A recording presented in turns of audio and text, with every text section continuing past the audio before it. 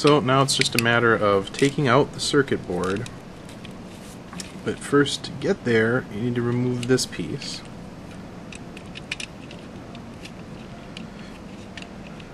These 3 screws, 2,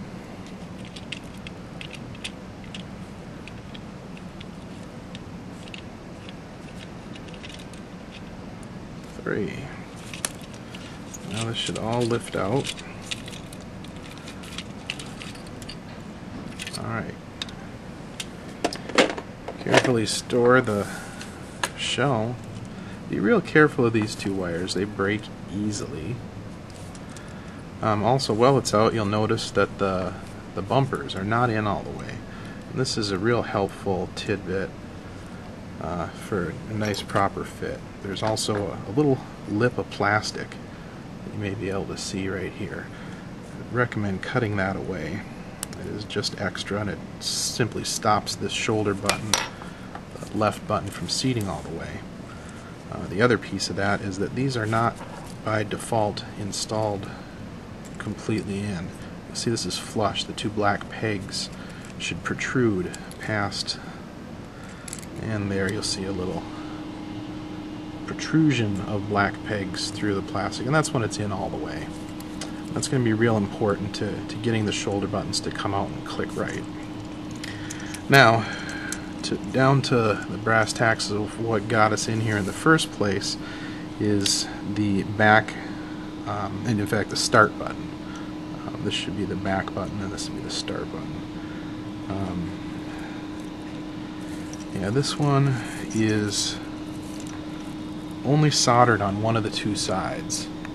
Sometimes it'll be a cold solder, sometimes, like in this one, no solder at all. So I'm not sure how well that's coming through. I'll take a quick digital photo here that I can get a nice macro shot of to try to shed some light for those that can't see it on the video.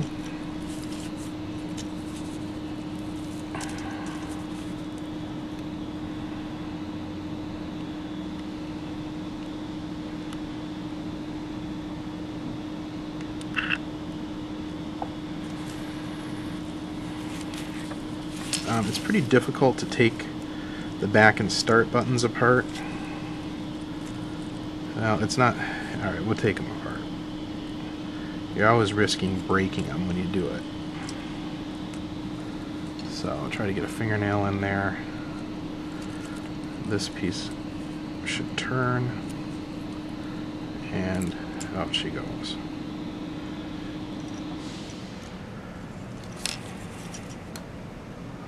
Alright, and then to fix it, all we need to do is touch a little heat and a little solder, and we should be in good shape.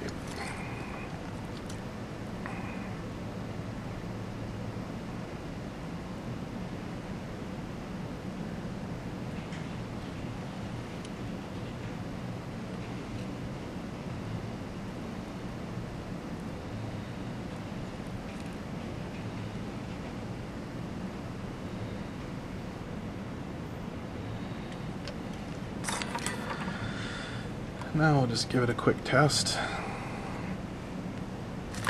with our super duper tester. We got 2 batteries. Together they provide 3 volts that we send to the red and the black.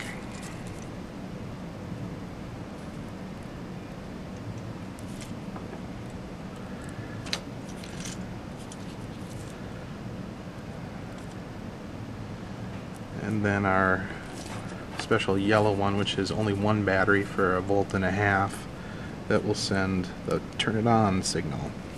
And you can see now we have 2 white LEDs both on. So that's about it. You know, assembly is the reverse. I'll just keep recording, but that's about it for color commentary. When you're putting it back together, make sure your button is opposite the one that's already in there.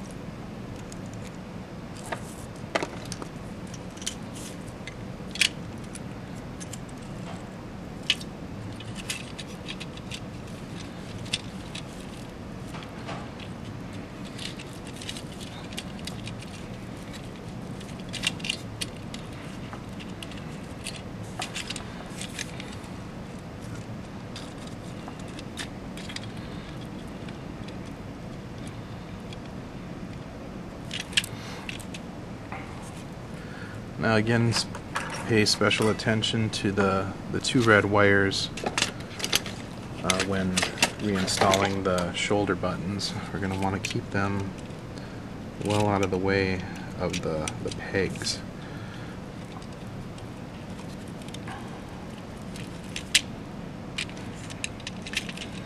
In fact, I like to just route them to the other side.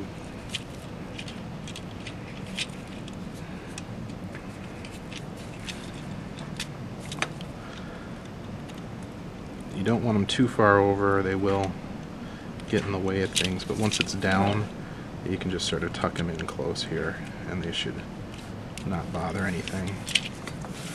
Alright, then we're just on to installing the 3 screws.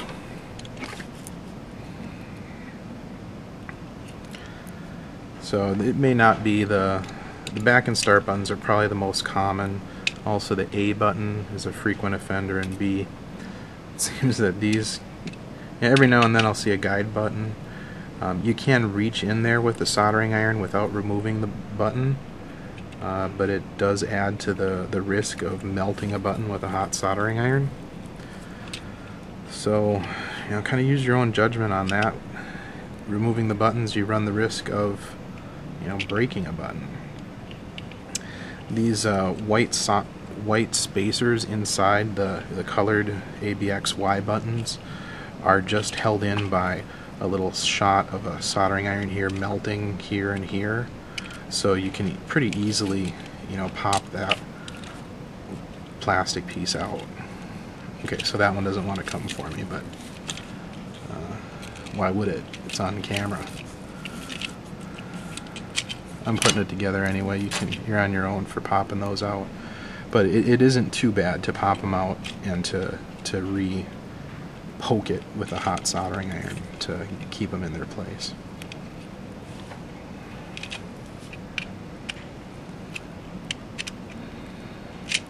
So there we go. Now we're ready to complete installation.